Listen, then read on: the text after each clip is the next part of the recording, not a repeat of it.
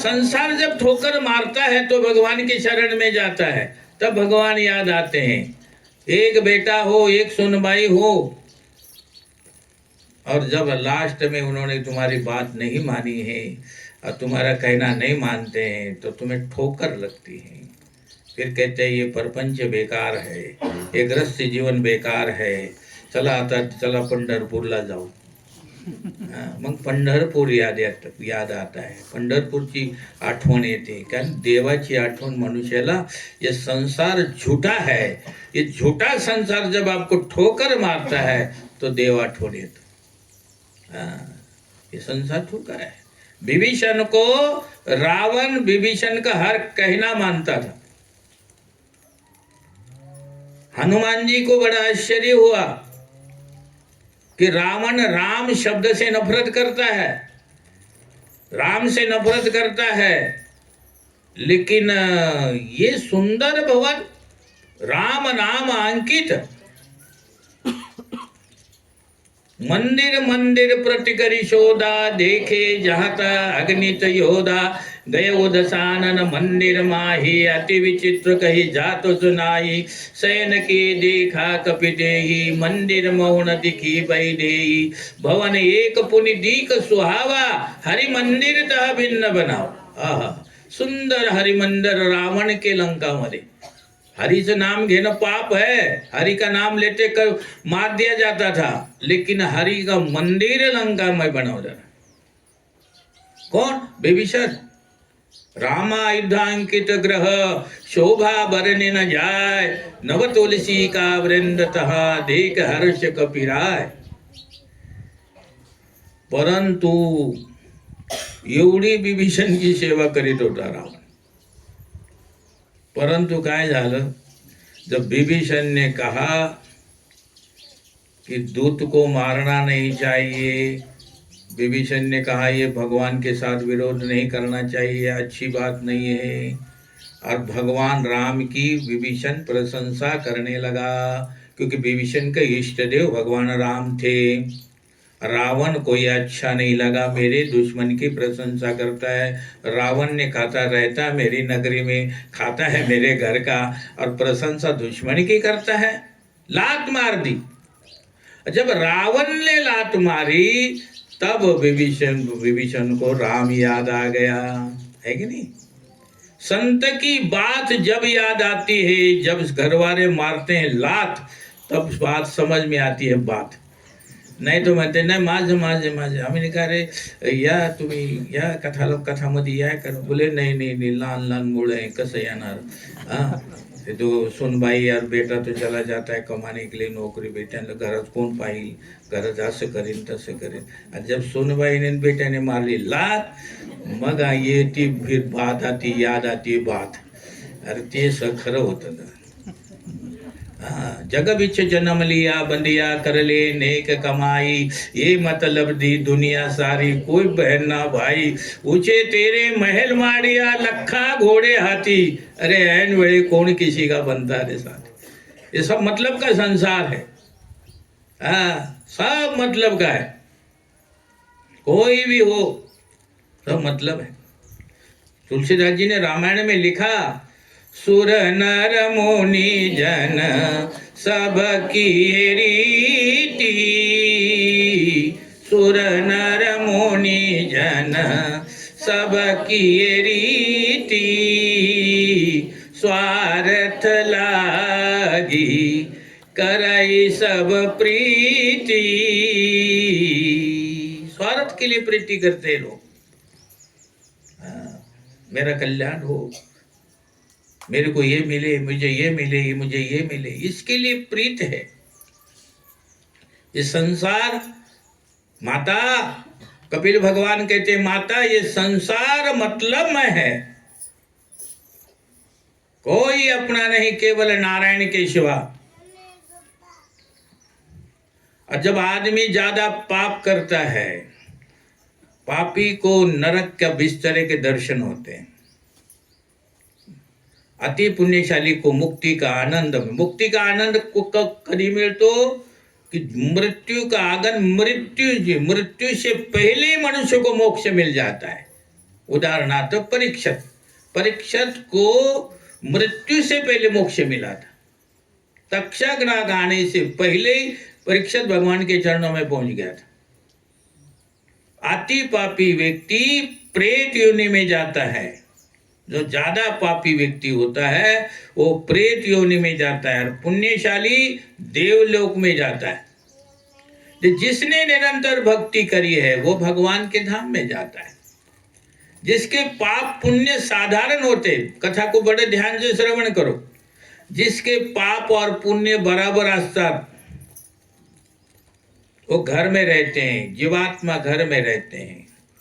श्रद्धाधिक विधि को जो देखते हैं, कभी स्मशान में जीव जाता है, कभी स्थूल शरीर में जाता है, कभी सूक्ष्म शरीर में जाता है, कभी कारण शरीर में जाता है, लेकिन वहां तड़पता है ये जीव।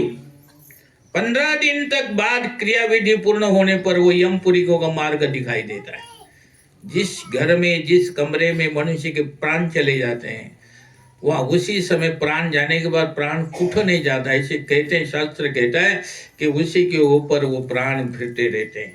अपा ते कमरे और जिसे प्राण जाता है ऊपर फिरते रहते हैं प्राण, और जब उसको ले जाते हैं, उसकी विमान यात्रा चलती है तो उसके ऊपर से चलता है। एक सेठ था और वो अच्छा था, उसके 2-4 बच्चे भी थे, जो कुछ चलो तो उसके जा रहे थे, तो वो जब उसकी यात्रा चलने लगी तो ऊपर खारी, खोबरा, बादाम, काजू ऊपर लोग टाकीत होते, असे फेकते ना, पाहिलं का तुम्ही?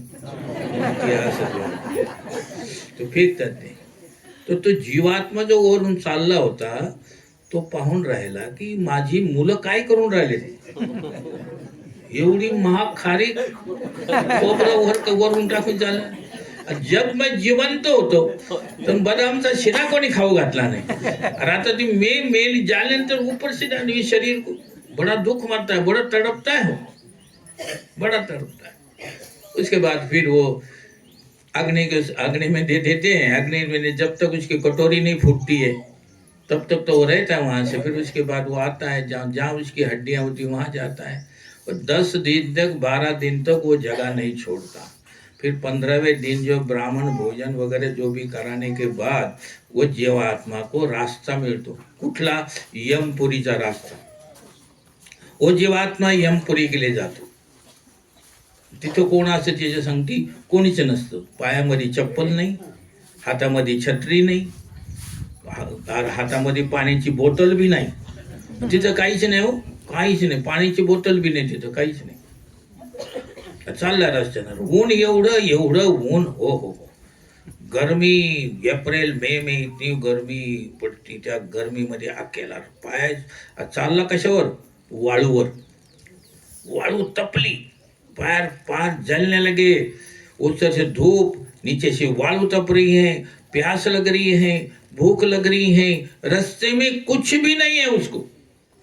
वो तड़पता जा रहा है, कुछ नहीं मिलता. हमारी सनातन धर्म में ये परंपरा है कि फिर हम क्या करते हैं कि 1 महीने के बाद किसी को भोजन करा देते हैं ना. 2 आदमी को भोजन, ब्राह्मण को या कोई भी हो, किसी को हम भोजन करा देते हैं. तो उसको जो भोजन कराने के बाद वो जीवात्मा को पूरी तृप्ति मिलती है. नंतर वो जीवात्मा धर्मराज के, यमराज के नगर या ऑफिस में पहुंच जाता है. वो ऑफिस में पहुंचने के बाद फिर वो वही खाता. यमराज बुलाता है चित्रगुप्त को. चित्रगुप्त या इकडं. हा कुठून आला? बोले ह्या गावातून आला. चला काढा त्याचं वही खातं. काढलं वही खातं चित्रगुप्तने. चित्रगुप्तने कहा तूने हे काम केलं तो दुसऱ्याच्या वावरामधून मग शेंगा चोरल्या होत्या. तो म्हणायला लागा शेंगा तुम्ही रात्रीची चोरल्या होत्या, तो तुला कसं माहिती? चित्रगुप्त कहते हैं मेरा नाम है चित्रगुप्त, मैं गुप्त रीति से येतो, तुझं चित्र काढतो. जो तूने कायिक, वाचिक, मानसिक बंद कमऱ्या में भी पाप केलं ते भी इथं लिहिलेलं आहे. सब कर. तो अकेला जो रोते रोते जब वहाँ पहुँच जाता है तो रास्ते में क्या करे, यमपुरी जाने के बाद फिर खड़ा किया जाता है। चित्रगुप्त अपना पोथा खोलता है, जीव के द्वारा किए गए पाप पुण्य सुनाए जाते हैं, यानी हे पाप केलं, यानी हे पुण्य केलं. अरे काय काय एवढी माणसं, एवढी बुद्धी भ्रष्ट असते काही पण मनुष्य जिंदगी में एक आदमी ने पापच केलं, पुण्य थोडंफार केलं असेल, म्हणजे गाईला घास घातला, हरा गवत घास खाऊ घातलं, तो मेला. मेल्यानंतर त्याने यमपुरीमध्ये गेला, त्याचं वय खातं काढलं. यमराज त्याच्या तोंडाकडे पाहायला लागला, तुने तो पाप तो फार साल जीवनभर पापच केलं, थोडंसं पुण्य केले. आता बोल, पहिले पुण्य भोगणार का पाप भोगणार? तुला पहिले पुण्याचं फळ पाहिजे का पापाचं पाहिजे? बोल काय पाहिजे? तो मनुष्य मृत्यु लोकचा मनुष्य बड़ा बुद्धि ऐसी है, तो सोचने लगा यार एक तो पाप भोगायला लागतं, क्या पता कितने साल भोगना पड़ेगा, तो पुण्य भोगलो थोडा. तो बोले मला पहिलं पुण्य पाहिजे, पुण्याचं फळ पाहिजे. तो काय पुण्य केलं तुम्ही? बोले तूने तो त्या गऊला हरा घास खिलाया. बोले हाँ. ती गऊ आली, ज्या गऊला हरा घास खाऊ घातला ती गऊ बी आली. तिला एवढी एवढी मोठी मोठी शिंग होती त्या गऊला. तो ते जीव आत्मा कहने लगा, हे गौ माता, मैंने तुझे घास खिलाया? वो कहती हाँ खिलाया. तो ये तुम्हाला पुण्य झाला? बोले हाँ. तो बोले एक काम कर. तो बोले क्या? ये जितने बैठे ना ऑफिस में, इनको सिंगों से मारना शुरू कर दे, देखी जाएगी पाप में क्या होगा. पाप तो भोगना ही पड़ेगा बाद में. ये सिंगों से पहले इनको मारना शुरू कर, पहले पुण्य भोगना है मेरे को पहले. ये बुद्धि, ये भ्रष्ट बुद्धि, ये ऊपर नहीं काम करती. लोग चालाकी बहुत करते हैं, यहाँ भी चालाकी करते हैं, कई लोग ऊपर भी चालाकी करते हैं. ऊपर जाने की चालाकी कर देते हैं, लेकिन ऐसा नहीं चलता, वहां नहीं चलता. तुम्हारे लिए मैं भगवान को मनाऊंगा, चित्रगुप्त कहता है, लेकिन तुमने अपने सारे अपराध कबूल करने पड़ेंगे. करो कबूल सारा, तुम्हें सजा होगी. और फिर उसके बाद फिर वो सुनाई गई सजा चित्रगुप्त ने वर्णन करते हैं. अनेक साक्षी आते हैं वहां पर. दिन में पाप किया है तो उसका साक्षी सूर्य नारायण में, नारायण देख रहा है, भगवान तुम्हारे भीतर बैठा है, सब कुछ देख रहा है. हाँ, तुमने रात में पाप किया तो वायु बैठा हुआ है, हर जगह हमारी 14 साक्षी है. देवाने आम्हाला जन्म दिला, 14 CID हमारे पाठीमागं पाठवले. आता पाहू, आता त्याच्या तो खोडसर गावामध्ये राहत असेल, त्याचं कुठेही राहत असेल, त्याच्या पाठीमागं हे 14 साक्षी पाठवलेले देवाने. त्याच्यामध्ये तुम्ही काय करणार? तुम्ही ना नहीं कर सकते किसी भी प्रकार का, कोई भी नाम नहीं करना. रात में किए गए पापों की